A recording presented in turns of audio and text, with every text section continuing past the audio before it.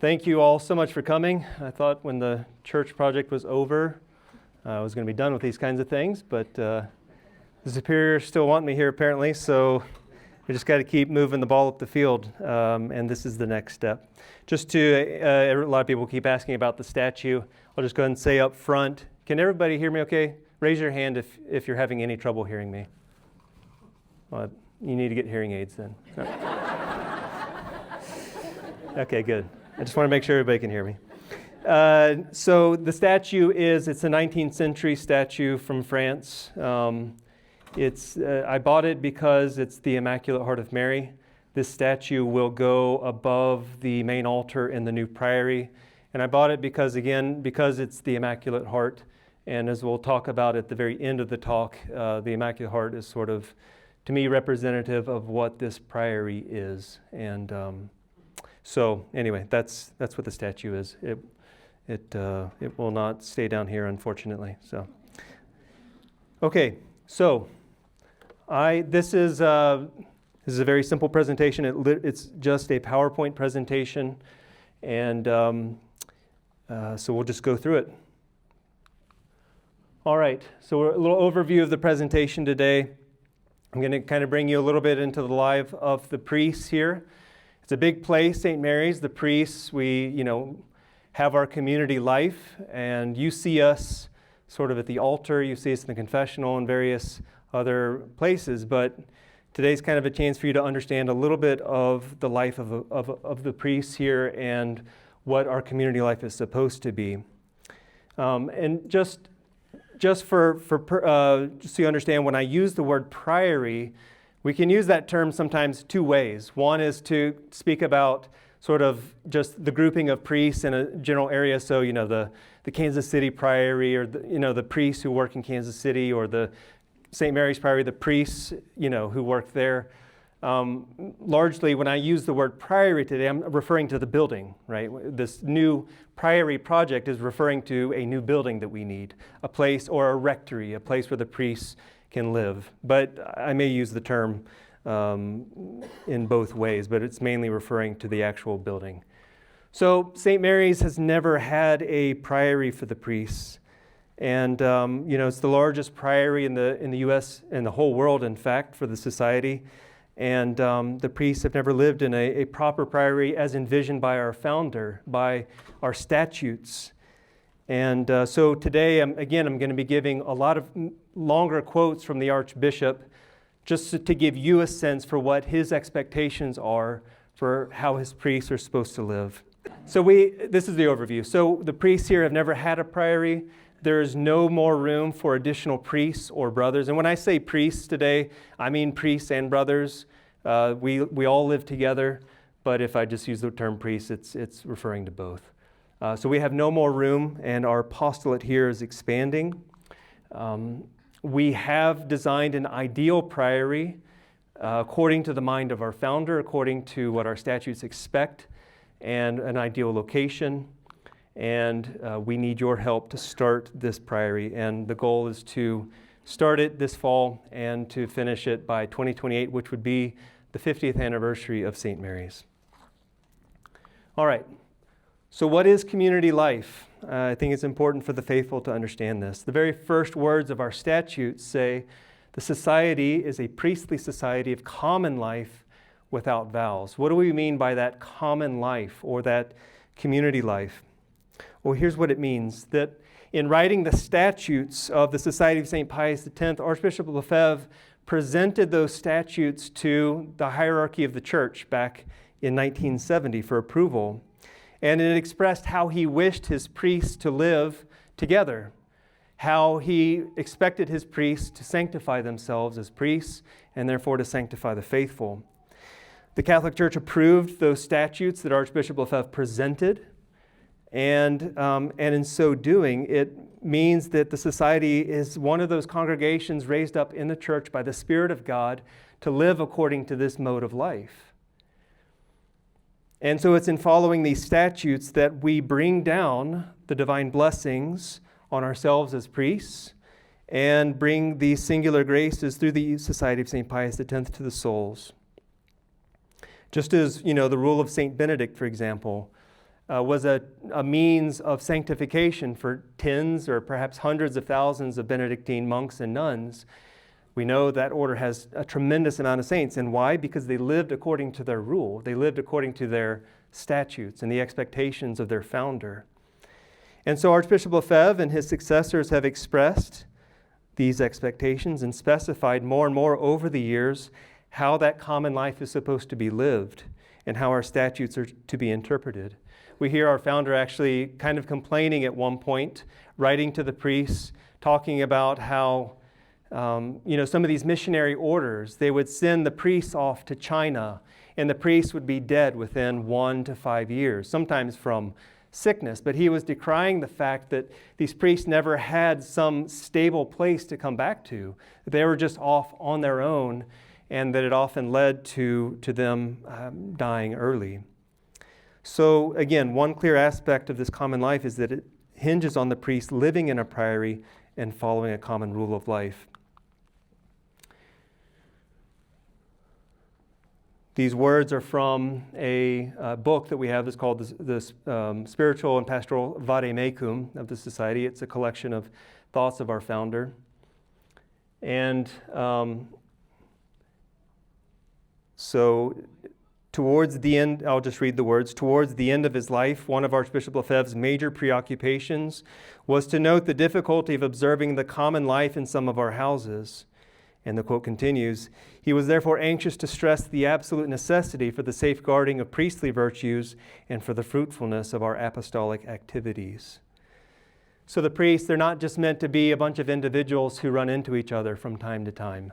They're truly meant to live together as a family, to work under the superior and members of the same priestly community, the same priestly family.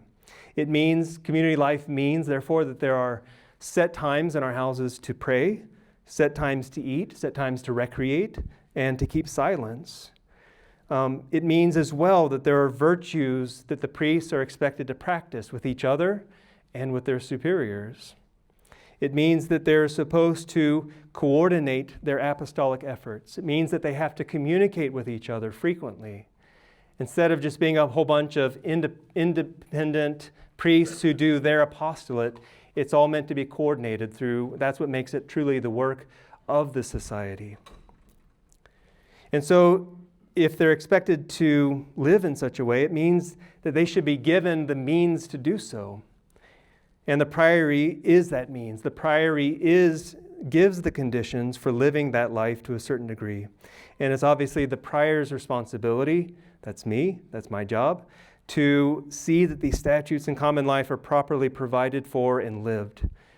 Now again, I wouldn't go so far as to say that, having the priory is, the priests are it absolutely assures their perseverance or anything like that. But obviously, to a large degree, the perseverance in one's vocation does depend a little bit on the conditions around them.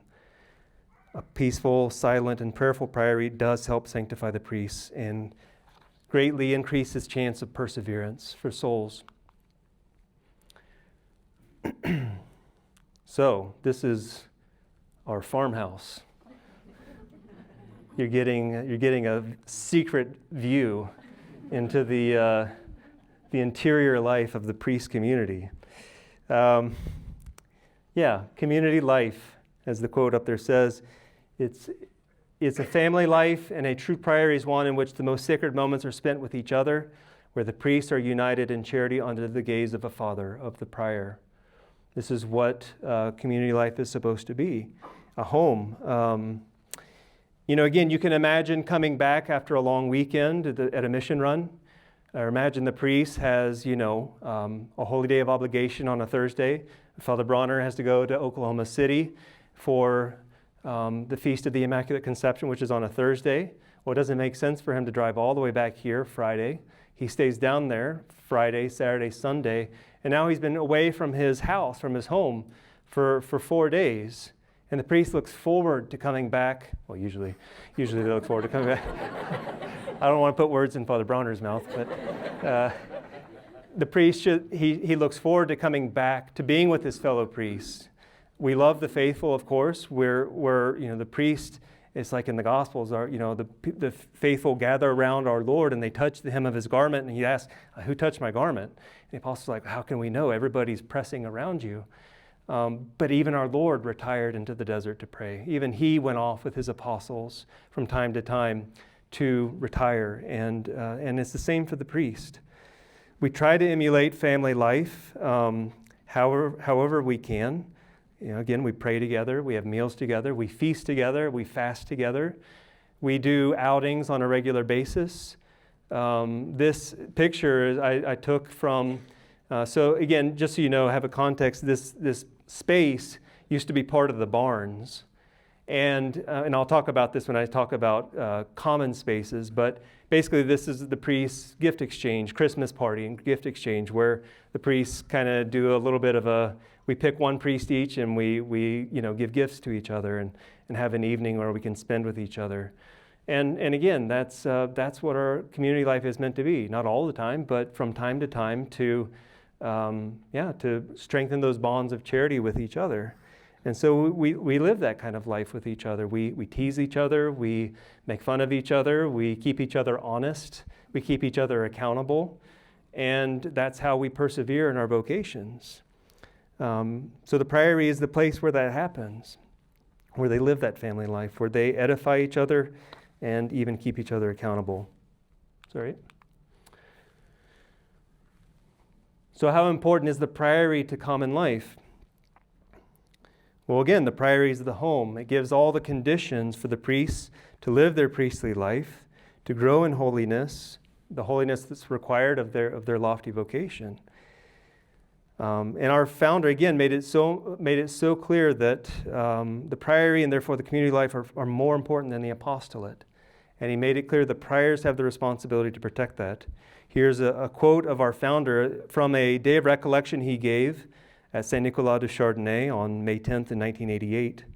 He says, "The life of the Society's priests in a Priory is the solution to preserve the grace of the priesthood and to preserve the fervor of the priests.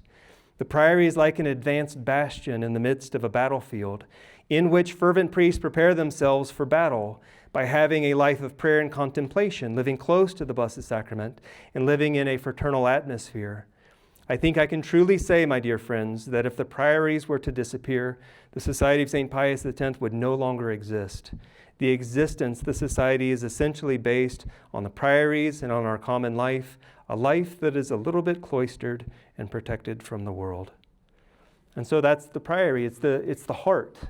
It's the place that if you think of the priests like blood, they go out to the extremities of the body, but they always have to come back to the heart to receive oxygen and their vital force. And it's the same for the priests. The Priory has to be the place where he comes back and makes himself more effective for the apostolate. And again, our founder puts the responsibility on the priors. My main job as the prior here, of course, we think of the schools, we think of the college, we think of the parish. My first job is to take care of my priests and my brothers. That's my first job. It's to make sure that they're living according to the mind of our statutes. To take care of their workloads, to coordinate their workloads, to answer their questions, to keep them accountable. That's my job. And so our founder puts on the priors this responsibility. He says, "The priors of our houses have an important responsibility in this domain. They must facilitate community life." And he continues, this is from a retreat at Econe in 1989. "I believe they should not hesitate sometimes to change the times of a Mass, and even if necessary to cancel a Mass in order to achieve this community life. It is a bad calculation to destroy community life so as to facilitate the apostolate. The apostolate can only be effective and good insofar as the sanctification of the priests is achieved. When you put the apostolate before the regularity of community life, you're making a bad calculation." Again, this is a missionary speaking. This is a man who knew what it was like to be in the hinterlands, to be stretched, far and wide. And he insists we should not put the apostolate over the Priory, over the community life. We can truly say, and it's a sad observation, but the priests who have not been faithful, the priests who have left us, it almost always begins with some infidelity to community life, with some infidelity to the expectations of the statutes. That's how important, again, this family life is to the perseverance of the priests. And of course, the priests have to miss community functions from time to time. Again, here in St. Mary's, there are so many activities, for example, sporting events and, sodalities and all that the priests I encourage them to go and be present and be with the faithful, be with the boys, be with the girls, be with the students, whatever. We have to do that because it shows that our authority is paternal and truly full of affection. But of course, that has its certain limits. And the priests, the ideal is always that they're not, those are exceptions and not the rule.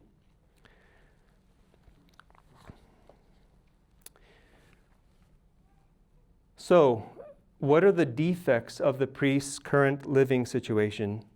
Well, firstly, that, if I can find the button again, there is no priory. That's the defect. And again, before I go into any detail here, I just want to make it clear, the priests here are extremely well taken care of. The fact that we don't have a priory currently is not anybody's fault. It's just the way things have sort of evolved here. And so if I talk about the defects of our current living situation, it's not like this is somebody's fault. It's not the faithful's fault. It's not a previous rector's fault. It's nobody's fault. It's just the way things have happened. But and I do want you faithful to understand that the priests here, we are extremely well taken care of by you. You're extremely generous with us with Christmas gifts and donations. And so, again, just to say that before we start talking about some of the defects of the current situation. But I have this picture up here because this building, which we call the college building, the priests, their living quarters are over in this area. I don't know, I would imagine a lot of the faithful don't even know where the priests live, in fact. But we share this building with the college. This whole first floor is college classrooms or college offices. This whole building is full of college students. The stairwell and reading room, that's a classroom, that's a classroom. All that space is constantly filled with college students. And so the priests, we share this. That's not a priory according to the mind of our founder. So the priests, what are the defects? Well, again, we don't have a priory. The priests live in rooms with no common spaces and are surrounded on all sides by students in the apostolate. One of the priests even said to me, if Archbishop Lefebvre could see kind of the way our current living situation is, he'd probably shake his head. I was thinking around the U.S. district of all the priories, and I've been to them all, so I know for a fact, other than Syracuse, I think we're the only priory in the whole district that doesn't have a priory. Syracuse is kind of in a tough situation too, where they're in the school building. But even there, they have common spaces. They have a family room, a kitchen. The priests here, we don't have common spaces. We have one. It's the library, and we'll show you that in a little bit. So then a little... And I don't know what things were like back in the very first days of St. Mary's, 1978 on. I know that the faithful even lived on campus. It sounded a little bit like the Wild West in the beginning days of St. Mary's. And as the years went on, I think the priests kind of tried to organize things a little bit more. I know when I came to the college, which was in 2002, basically you had, the rector was living down here. You had a priest who was living up here. If you go around the building there to Suarez, there was a priest living over in Suarez, and priests were kind of all over the place. And I remember at that time, now I don't know how those priests survived because there are 5 of them for all the faithful here. But even for meals up in the kitchen, you just almost never saw them. It was, I don't know how they survived with just 5 priests, but those are the trailblazers. Anyway, I think it may have been Father Griego or thereafter who finally, I think, kind of co-located all the priests into these spaces so that the priests would live together. to be a little bit more cloistered.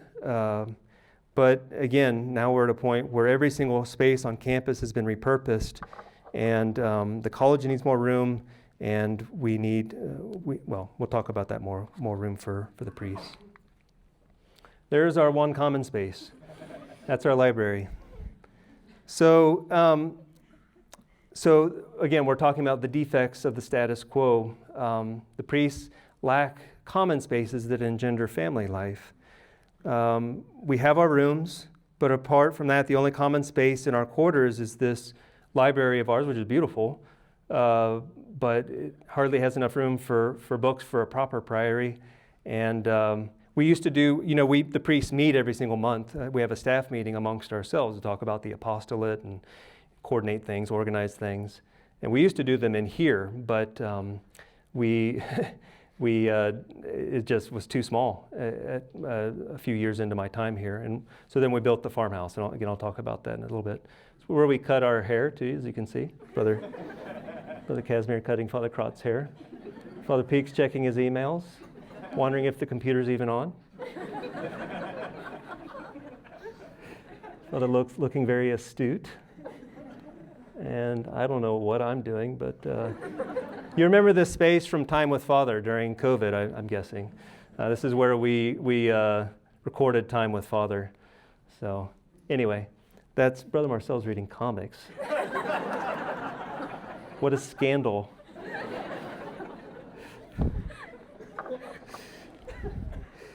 So the priests lack common spaces. Of course, we go, down to the chapel for prayer, which is fine. We go up to Bellarmine for all of our meals. Most of the priests don't even eat breakfast because, we finish our masses and then the school days begin. The priests have to do lineup, the principals have to do lineup, or the college professors usually are teaching all first period. So the priests almost never even eat breakfast because it's all the way up in Bellarmine. We typically just get a coffee down in the switchboard area, and then just go into our day. Obviously, it'd be normal in a priory to have a space where the priests could kind of eat together and then retire after the meal for conversation or recreation or things like that. Again, there is an area in the switchboard where the priests sometimes gather, but again, it's open to all of our lay employees as well. And they always kind of feel a little bit embarrassed. I came in there the other morning for a coffee, and there were 4 from the accounting office, and then they're, Father, sorry, we'll get out of here quick, and it doesn't belong just to the priests. It is for all of the lay, the employees as well. But again, you can see they kind of feel bad. We also have a very small kitchen downstairs next to the accounting department, and you'll see a picture of that in a little bit. But again, just sometimes the priests get sick, and when you're sick, you kind of like to just go to the kitchen, maybe to grab something to eat, some soup or something like that. Well, the priests, you get sick, you have no kitchen you can go to, or you can put your cassock on and walk past all the college students to go down to the little kitchen there.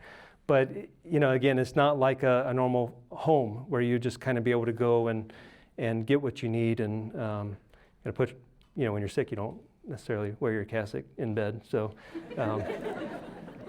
anyway, it's just another little example of a few years ago, we have up by the barns, there was a little farmhouse there, and we had a farmer for some time. My first few years here, though, he had to quit because he went and he got married, and then Mr. Murtha was a farmer for a few years, but he didn't live in that space. John Yellico lived in that farmhouse for a little while. But then again, he left, he got married. Mr. Murtha was a farmer for a few years, and then we kind of shut down the farm after that. And so then we had this farmhouse up there, and Bill Drew came to me and says, Father, we could kind of fix that space up and make it a common space for the priests. I said, that'd be great. So we turned the farmhouse into a little kind of recreation area where the priests could go. And then a few years later, we expanded that into the space that you saw the picture of earlier, where the priests were having our Christmas party. And that's into the kind of south end of the barn. So now we do have a little bit more of a common space that's up at the farms. And again, we go up there mainly for our monthly meetings, but sometimes we'll do our outings there or go up in the evenings and have a drink or things like that. But it's up there. It's up there. And so it was kind of a nice stepping stone towards having some common space. Okay, I took this picture.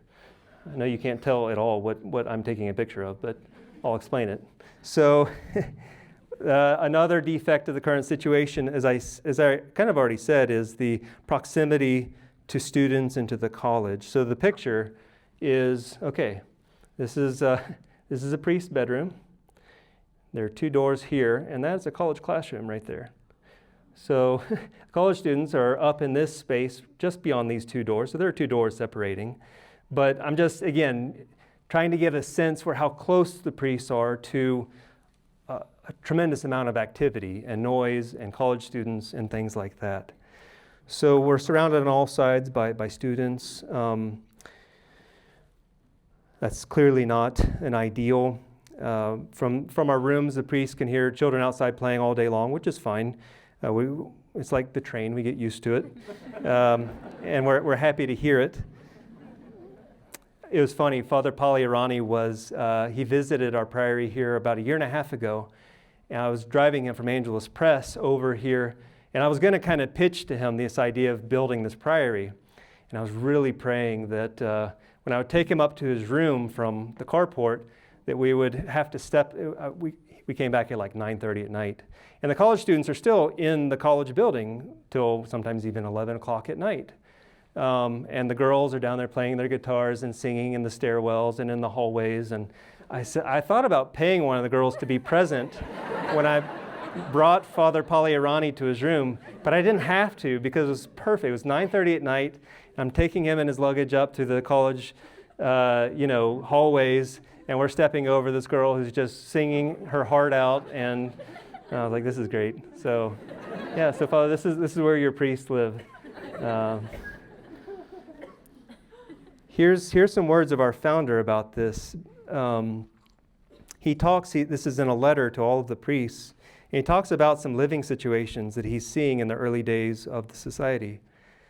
I can also picture the situation at the Priory in Geneva. It's dreadful. The school has kicked everyone else out. All the ground floor has been handed over to the school. It's just not reasonable. And visitors come, they don't know where to go. There's no place for them. They have to go upstairs to find the priest. They even wanted to uproot the chapel and suppress the chapel for the sake of the school. What's next? Fortunately, the sisters stood firm. Good job, sisters. And would have none of it. They said, no, it's unreasonable. I myself said to Father X, you are in the process of destroying your priory. It's just not possible. And then he goes on, he talks about an example of an ideal school. He says, an ideal school is that of Bordeaux. I know it isn't easy, since there is also the problem of finances. It is almost prohibitively expensive, but nevertheless, the ideal is to have the school separated from the priory, so that peace, calm, and silence can be had. You cannot expect children to be quiet all day long. It's just not possible. But how can the priest work with all these children screaming and yelling? Yet that is the problem you will experience by running a school in the priory. Of course, it must be understood that I'm always referring to the ideal priory situation, and this isn't always easy. Each priory does what it can in this regard. However, one must ask, nevertheless, oneself where one's priorities lie.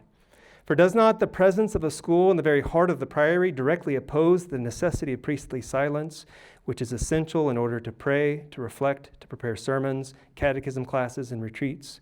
The prior must be vigilant in this regard. It's from a letter to all of his priests in 1988.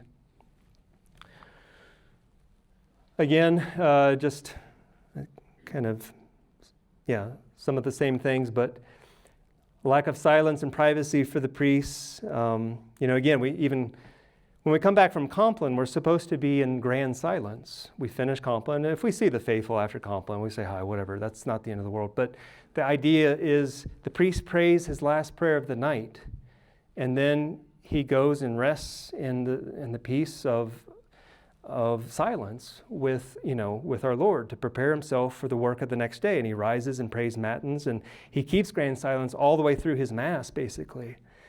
It even says in our statutes, the fourth time of common prayer is Compline, after which there is an optional period of mental prayer, and silence must be observed. Well, again, we come back from Compline.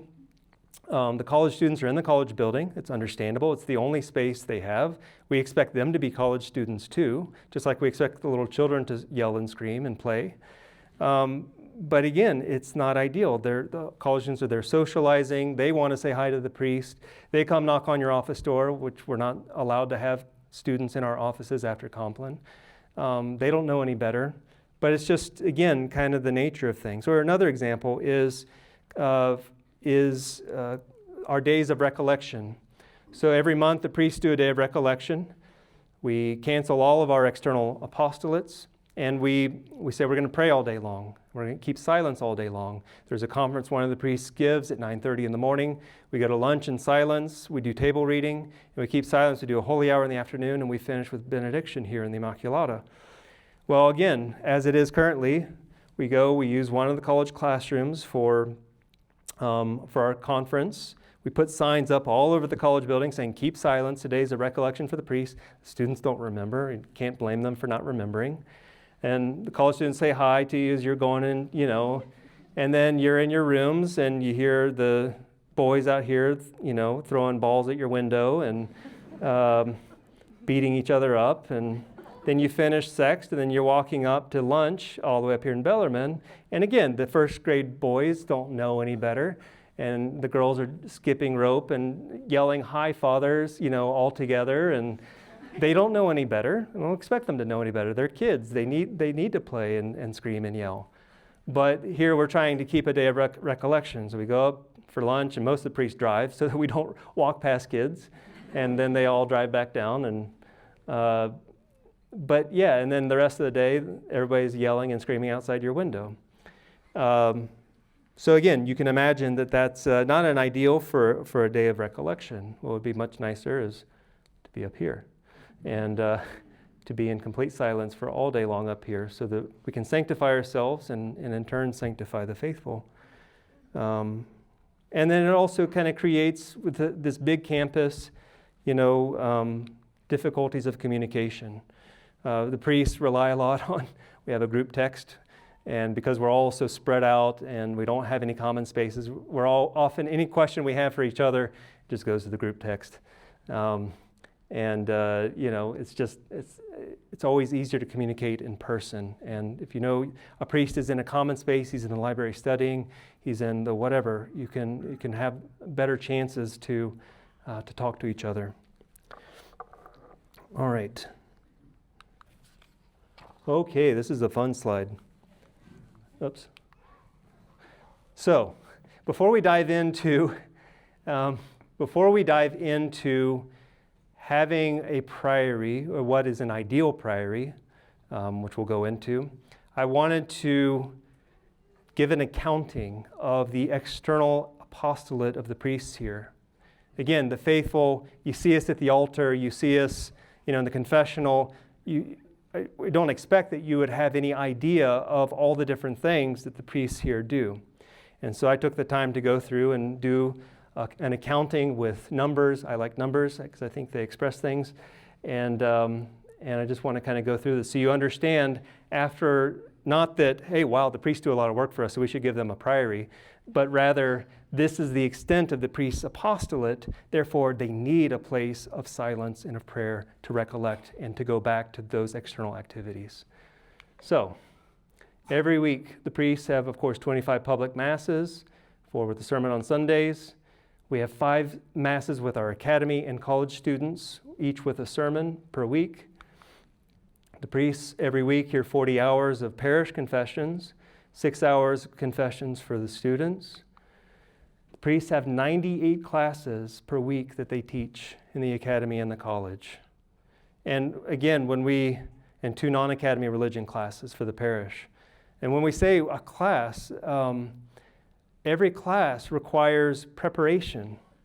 That's why this argument, teachers get the summer off, therefore they should go work other jobs. Teachers need their whole summer to prepare classes. Preparation of classes takes a tremendous amount of time.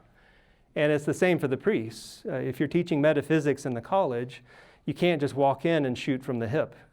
It takes a tremendous amount of effort. It also, every single one of those classes, the priests have to grade. The priests have to assign essays. Imagine you're a professor of freshmen in the college. You have 40 college students. And every one of those classes requires essays. Grading 40 essays, I can promise you, takes a little bit of time. And so, again, each one of these priests has grading. They have class prep. They have to enter the grades. They have to meet with students. So 98 classes per week.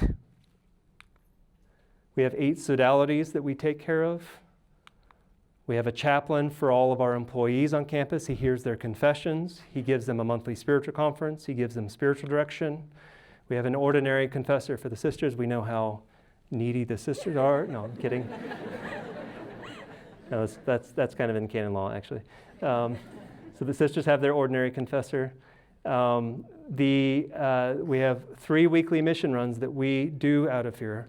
And even those apostolates have expanded in the last year. So we do Wichita, Springfield, Missouri, and Oklahoma City. The total mileage driving all of those is 735 miles every week. And again, every one of those chapels, we've increased the apostolate there. Oklahoma City just went to 2 masses every Sunday. Springfield last year just went to 2 masses every single Sunday. Wichita was getting mass only every other week. Now they're getting it every week.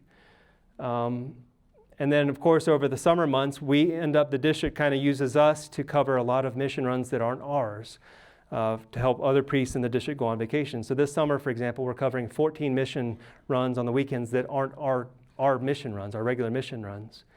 And that happens during the year as well. Every year we run 8 academy retreats, 2 college retreats, 2 parish retreats, which just finished. That's 12 retreats every year. That's more than any other retreat house, dedicated retreat house in the district. Weekly spiritual conferences for our brothers and our sisters, which is expected of us. Our parish Catholic doctrine class, our parish convert class. The priests are in charge of leadership and organization for the sacristy, for the serving, for the liturgical music and processions, for the academy and the college scholas. The priests have to do, the parish priest especially does the preparation, all the paperwork, the classes which are at least 3, if not more, in the celebration of 40 weddings a year, 170 baptisms a year, all the sacramental testing for first communicants and confirmands. We have 35 regular sick calls that the priests visit every single month to go take them the sacraments. We have about 20 funerals per year. I don't know if you know this, but we visit 4 prisons every month. We have parishioners who are in prison, so we take care of them. But amidst that apostolate too, we have converts and people who are interested in the faith, or at least attending the Mass that the priest offers there in prison, or hearing their confessions. Every summer we have 3 summer camps. We have the Rome trip. We have all the summer preparations for the coming school year. And of course, countless other spiritual conferences, consultations, house blessings, enthronements. Some of the priests, of course, are asked to do podcasts. The priests are asked to give retreats outside of St. Mary's. Father Peake's preaching all the retreats for all the priests of the district this year, which is 4 retreats. And he just did the 2 parish retreats. So again, just to give you a sense of the activity, the amount that the priest gets pulled to do this active external apostolate, I just want you to understand that, so that you understand the next part, which is he needs a place where he can come back and recharge and put himself back in contact with our Lord Jesus Christ, both through the community and in the tabernacle, so that he can go back to all of this. So what is the ideal priory? Well, it must be, above all, conducive to promote priestly virtues, especially religion, prayer. It must be an atmosphere of faith, an atmosphere of charity, and an atmosphere of studiousness. The priests have to continue studying. You know, it's a sin for a priest, for example, to not study his moral theology in the course of a year. He has to keep studying. And so it has to be a place that helps foster all of these virtues. As the statutes say, it is in the true liturgy and common prayer that the unity and charity of the community are forged. Our founder says that the greatest act of charity the priest can do for each other is actually just show up for the common prayers, to pray together. That's what forges those bonds of unity more than anything, more than an outing or taking confessions for their confrere or whatever. And he also says our true television is a tabernacle. So yeah, there won't be a TV in our priory, I promise. We're where dwells he who puts us in communication with all spiritual and temporal realities. Again, here are some more words from our founder.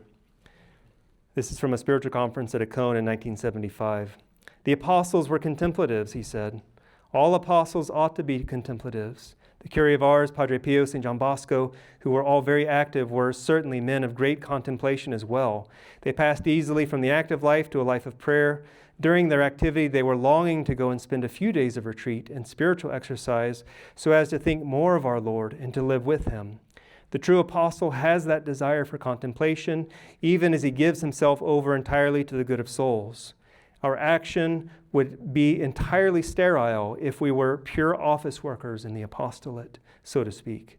If we do not have the spirit of love, of union with our Lord upholding the apostolate, then our apostolate is going to be sterile because, left to ourselves, we are incapable of touching souls. So the Priory needs to be a place that fosters those virtues. And again, our founder insists, given the unbreathable atmosphere of this world in full spiritual moral decomposition, if the priests do not live in an environment where they can breathe the fresh air of faith, prayer, and fraternal charity, they will not last and their apostolate will not be fruitful.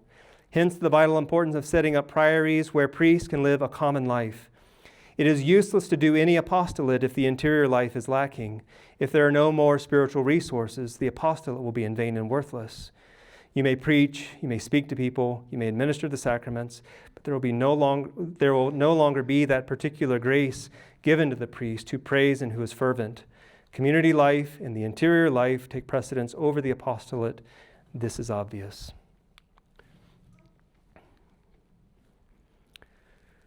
So, what should the ideal priory be? Again, our founder continues. It should be a place that's, if it's possible, somewhat separated from the apostolate in the silence of the countryside and surrounded by nature. It should not be surrounded by the noise of the apostolate. Here again are words of our founder. From the start, we envisioned that these priories should be outside the towns. Why outside the towns? One reason is that the isolation of not being in the towns and cities helps the recollection and helps produce a calm amongst our priests. When they return from their apostolate, they find themselves in the country, in silence, the greenness, the birds singing. All this is conducive to both a physical and moral restfulness. One has certainly need of that. It is something that is necessary in a world continually living in agitation, irritation, and perpetual tension. And again, he continues, the priory does not exist for nothing. Some priests who are not society priests tell me, but my Lord, it's ridiculous having priories in the countryside. The apostolate that is not in the countryside, the apostolate is not in the countryside. Your priory should be in the cities. The people have need of priests. They need their priests to be available. Is it that? Or is it not, which has provoked such forceful and frequent criticism? Why be in the sticks when you can be in the city? Even some of our priors have been tempted more by the call of the city than the countryside, more by the little children than by little birds, asking their district superiors to be transferred into the cities. So he's pretty clear on that. This is a picture from in front of our farmhouse, which again, as you can tell, going to probably be the location of our priory. Father's studying. He's not reading comics like our brothers do. So another thing is that the priory should have a library. So the priests don't have to carry their books from assignment to assignment. Again, unfortunately, our library is currently very poor. We have very few books that are really helpful to the priests. And there was a few years ago when we moved the library across the street from Jogues to across the street. They had to get rid of a lot of books, and some of them we could have used for our library, but we didn't have space for them. So we truly need a place. Our library would be used for study, but also for recollection conferences, for spiritual conferences for the brothers, to use the internet even because we're not allowed to use it in our rooms, for workstations for study and such. Again, this is some words from the meeting of the Society Superiors back in 2010. In the notes defining the spirit of the society, Archbishop Lefebvre explained that the purpose of the priory is to ensure the spiritual life of the priest. It is there that each member must find the spirit and life of prayer. From this perspective, the Priory is not just a place of residence. It must be planned, constructed, and organized with its proper end in view. Many of our houses do not allow the separation of the part accessible to the faithful and that reserved for work or study in silence. When priories are acquired or constructed, it is necessary always to have in view the promotion of our way of life. It is highly desirable that a time be reserved each day for study, sheltered from the telephone and the solicitations of the faithful that aren't urgent. Lastly, it is recalled that the priory libraries must be better furnished with fundamental books and fittingly enriched. So this is our little kitchen down the hill. So after Christmas midnight mass and the Paschal Vigil, priests like to have a little celebration, eat something. We all try to stuff in there. So it makes for a lot of fraternal charity. So of course, a priory needs to have a refectory and a kitchen for community meals, some of which are taken in silence. Also it helps assure the priests keep the various fasts.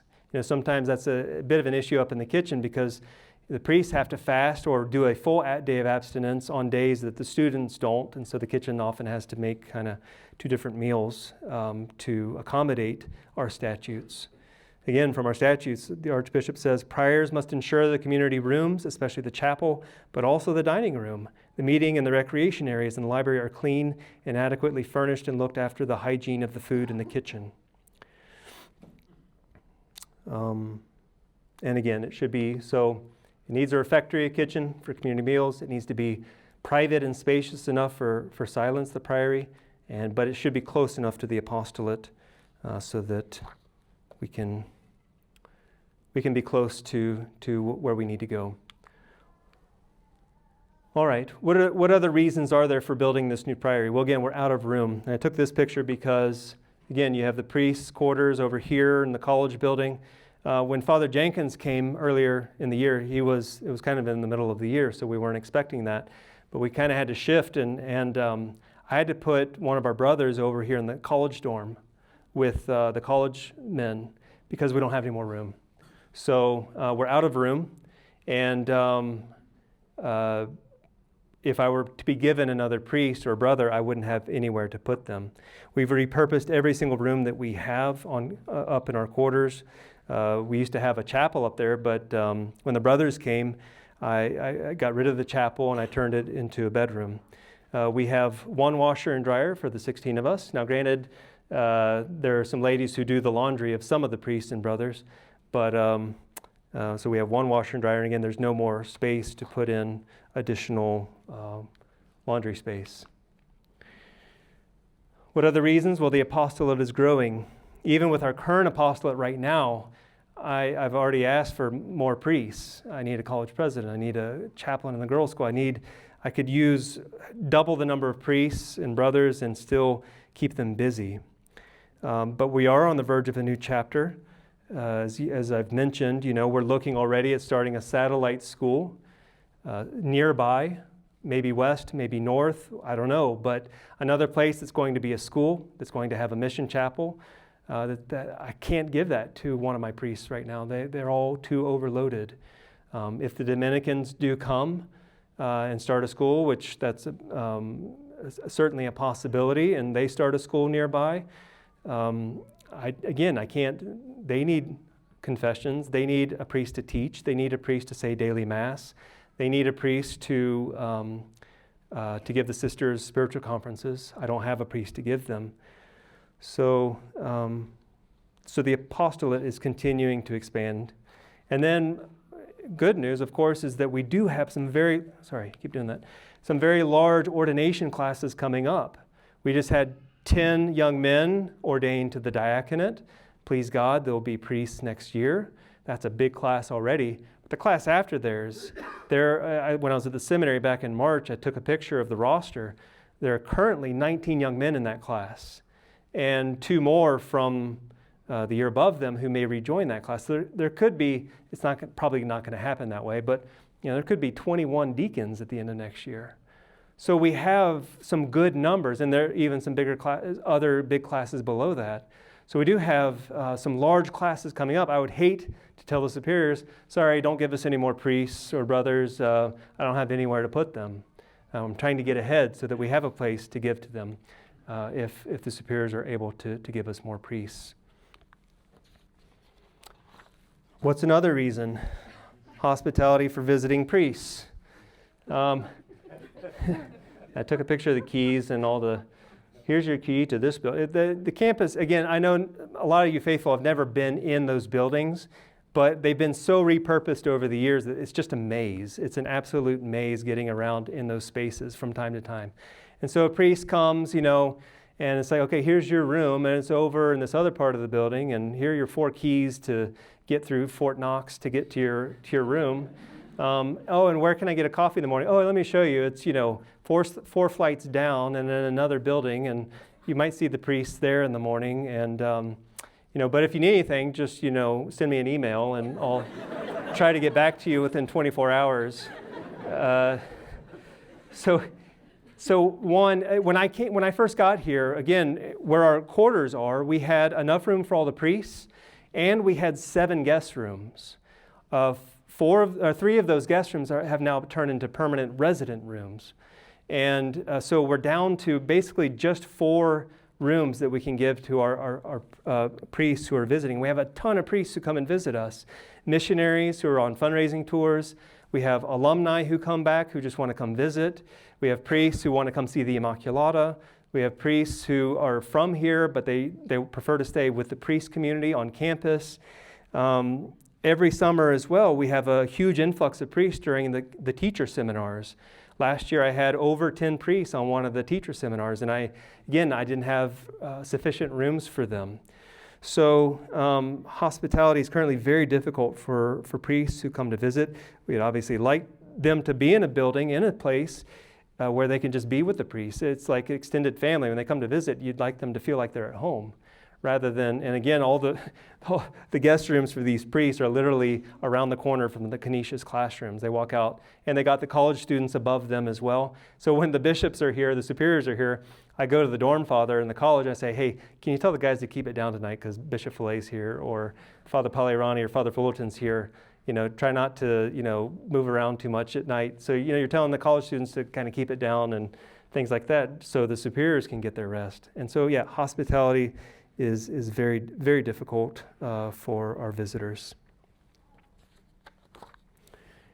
Oh yeah, there it is, the Red Baron. So we do also have, a growing need to accommodate our priests who are aging. Our order has gotten to that point.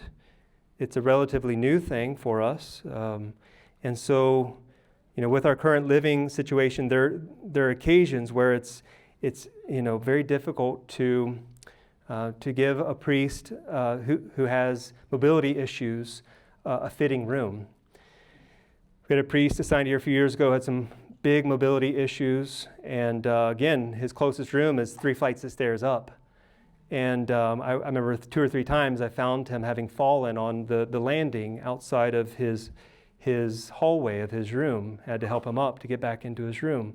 We've had situations where priests, have had medical issues, where we've had to even carry them down the flights. I had to carry one of the priests down the 3 flights of stairs to a car to take him to the emergency room. Another situation like that happened recently, and you're carrying this priest in his pajamas down past all the college students. It's a little awkward, and it's like, no, he's fine. I'm just taking him to the emergency room because he's having a medical situation. So you can imagine that there are these kinds of scenarios. There are even priests who come to visit, or priests after they have surgery and the post-op, and they're sedated and they're in their sweatpants, and it's not, you don't want to have to walk past 50 college girls to get to your room when you're in that situation. So in our new Priory, we will have 2 ADA rooms on the first floor to accommodate priests who, and again, you probably saw in the video Tradizio, or maybe you know about it, the Sursum Corda house down in Phoenix, which is really there for priests who are really can't do an apostolate. But there are a lot of priests who are just getting older and maybe have some infirmities, but they still can do an apostolate, and they need that. They need that for their souls. They need that for, they gave their life to God, and they want to keep giving themselves. So it's good for our priory to have a place that can accommodate such priests. All right. That's a picture of one of the priest rooms. It's not Father Frank's room, I promise. But sorry. Anyway, so I can't help myself sometimes. How has this priory been designed? Well, first of all, it just has all of the essentials that we need for community life. It doesn't have anything luxurious. It doesn't have any, we didn't put in a wine cellar or a sauna or an IMAX theater or anything like that. It has basically all of the essentials the priests need for community life. In fact, the rooms in it are smaller than our current rooms, but they're still plenty sizable for us. It has a chapel for daily prayer where this statue of Our Lady will go for daily prayer for the priest, especially if a priest is sick. He doesn't want to have to come all the way up here to say Mass. We need a place for that. It has a sufficient number of bedrooms for our current residents and guests, but also for the foreseeable future. We've obviously built some extra space in there for that. It has a library for studying, for conferences, for the use of the internet. It has a kitchen for preparing meals. It has a refectory for community meals. It has a parlor for small informal meetings or formal meetings amongst priests or teams of priests. It has a little covered patio for casual recreation activities. And so all these common spaces that we're lacking, but that we need and that are proportionate to the overall number of residents that would be in the building. Also, we've done many efforts to reduce the cost of the project.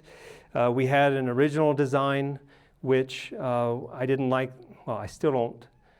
I still am nervous, frankly, to show you the cost of the project, but we did reduce that number by about $1.3 million by going back and doing additional design on the priory. We got rid of a basement. We got rid of a workshop where different things can be done. We're going to try to use other spaces around campus for some of that.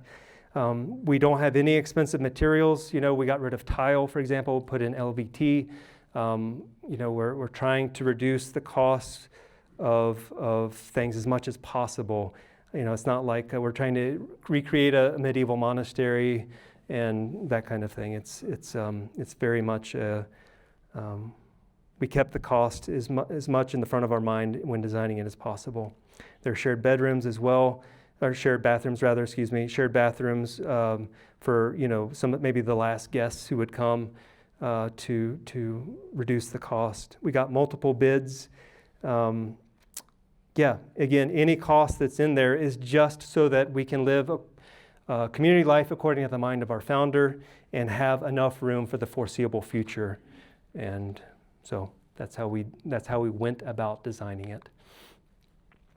Are there any other reasons for needing this priory? Yes, the college.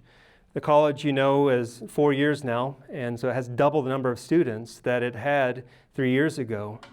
And again, if you can think back on that building, the college building, everybody, over 100 students and then additional professors and staff are all in that one stairwell of the college. And so there is a need for sure to give the college more space. For science labs, for lounges, for bathrooms, for all the different things that they need. And so the idea is basically when the priests move out, we'll give that whole college building to the college. It makes sense. And they'll have plenty of space. All right. I thought I might try to get ahead of you on a few questions you all might have. First one. What about the sisters? Are we going to build them a convent? So before we started even talking about the priory, we went to the sisters some years ago and asked if, there was a certain place that we thought might help them, give them more space. But we also asked them about, if that didn't work, about, does it make sense to build a convent for the sisters as well at some point in the future. Mother General said we're happy with the convent that we have. For now, they have sufficient space. And so as of right now, the sisters don't need any additional space or a different location. Why not just put some of the priests into another house and split them up? Well, again, the priests share in the work of the one priory. They're meant to live all together. Fragmenting their dwellings will ultimately fragment their unity of work and make communication that much more difficult. So we're not just, again, trying to solve a space problem, but to solve a problem both on a practical level and on an ideal level. Well, this has worked for 48 years, so why change now? Well, again, we're at a point where we need more space, and I don't want the superiors to come and say, well, you don't have a proper dwelling for your priests, so I can't give you more priests. We need to open up more space for them. Why not build closer to the Immaculata campus rather than up at the farmhouse? We talked about that. We talked about even in these woods along Gideon's Way, but the priests were unanimous. We really, it was interesting when the Immaculata was built and all the parish masses stopped coming into campus. It was so palpable, the amount of silence, the more silence there was on campus, on Sundays especially. And it was so, no offense to you, dear faithful, but it was so nice to just have Sundays where there aren't faithful all around your dwelling all the time. And I think it's a little bit the same here. We would really like to have that peace and quiet that our founder wants us to have as well. And the superiors agreed to the location. And then lastly, does this mean the priests will be less accessible to the faithful? No, not at all. Everything that we currently do, we'll still come and pray the office that we do here in the Immaculata. Will still be available to the faithful just as much as we currently are. It's just putting our living quarters in a place that's more fitting. All right, so then this is sort of the site plan. These are just the last few slides, so I'm almost done. So this is the barns that already exist that you can see from the road from Mount Calvary. This is the Hermitage that is no longer there. And so these are the barns. These spaces already exist. The maintenance guys use this space a little bit for some of their work and staging. But yeah, the idea is this is the farmhouse, and this is the extra farmhouse here that we grew into. So the idea is to put the priory up here. This is the priory. This road already exists leading up to the farmhouse, but we would have the priory here, and we would need to build this road that would go out to Mount Calvary, and there's definitely some cost going into that. I won't deny it, but again, it's necessary for the equipment to get in there to do the project and to have proper egress. And then this would be sort of our parking area, storage area, kind of a barnish area for exercise and storage. The priests do their camps, and the rooms, again, are smaller than our current rooms, and already some of the priests store their things up in the attic. So we need a space where the priests can have some overflow storage. So this is the site plan. So you've got, just for reference again, these are the barns. You got Mount Calvary up here, and the Immaculata is like way over here. All right. So this is the priory. It's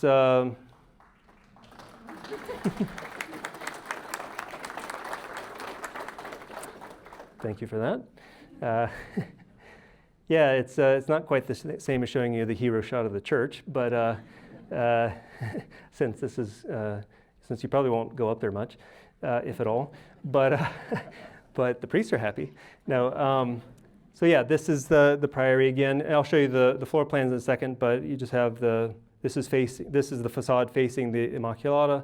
This is our refectory. This is our library, and these are all rooms basically. Do y'all want to pass out the information and so we have some. We wanted you to walk away with, of course, this isn't the last slide, but I'm just going to talk for a second while they pass these things out. We wanted you to walk away with, we made a brochure for this project that we're, of course, going to mail out to everyone else who isn't here today. You may get another one in the mail too, but just give it to someone who you think might donate. But in these, so you have the brochure that just basically recaps everything that I've been saying here today. And also inside the brochure, you have a pledge card. So it's very similar to what we did on the church project. We've made different levels of giving over different periods of time. And again, I'm going to come to the cost here in just a second, but we wanted to put these things in your hands before then. So, and I'll tell you kind of the plan. But just so you, again, as a reference point too, this priory is 21,000 square feet. That's obviously a tremendous amount of space. But just as some reference points, if you're to look at the building Canisius, which was, remember that picture I showed, or I mentioned that one of the brothers got moved to the college dorm? So the stone building, that's Canisius. And that whole building is about 21,000 square feet. Or if, as another reference point, so the 2 floors of the college building where the priests' bedrooms are currently is already 15,000 square feet. And again, we're creating more space, we're creating enough room for those bedrooms, but also for common spaces and for an additional, basically 12 rooms. This priory will have 30 rooms in it. So we're, again, just as points of reference, or, well, and we'll come to the cost here in just a sec, which, again, I'm not crazy about showing you, but you need to know. So here it is. Oh, no, that's the floor plan. Got you excited for nothing. So, yeah, here's the floor plan. I don't know how interested you actually are in this, but again, it's literally just a bunch of rooms. You have a kitchen here at the north end, closer to the farmhouse. So this is kind of the noisier end, closer to the farm. The kitchen for the preparation of the food, our refectory. You have some spaces for the kitchen staff. Laundry room. We have 2 laundry rooms, which is nice, with multiple units on each floor. A bunch of bedrooms. 1 ADA room here for infirm priests, another ADA room here. Yeah, again, just a basic entrance, a little sitting area where the priests can put their mailboxes, their mail, their keys, a little sitting area outside with a fireplace so that they can chat after a meal. They can, come over here and continue conversation. And then just a bunch of bedrooms. Here on the south end, you've got a chapel, which again is proportionate to the number of bedrooms in the building. And then this is our library. So this is the quiet end of the building, basically, where, well, the whole building's going to be quiet generally, but the more quiet end, the quieter end. So library and chapel there. So that's the first floor. And then the second floor is, you've got, again, just a bunch of bedrooms. And then laundry rooms, another little sitting area, and a room for this visiting bishop or superior, and then a room for the prior. It's a little bit, has an extra office in it, so you can meet with the priests as needed.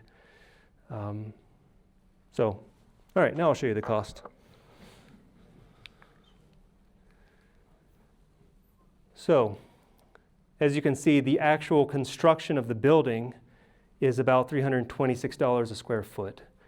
And we did comps on that. We looked at a dormitory that was built for a college, and it was pretty much around the same cost per square foot. So kind of trying to compare apples to apples, so a dormitory for a college building.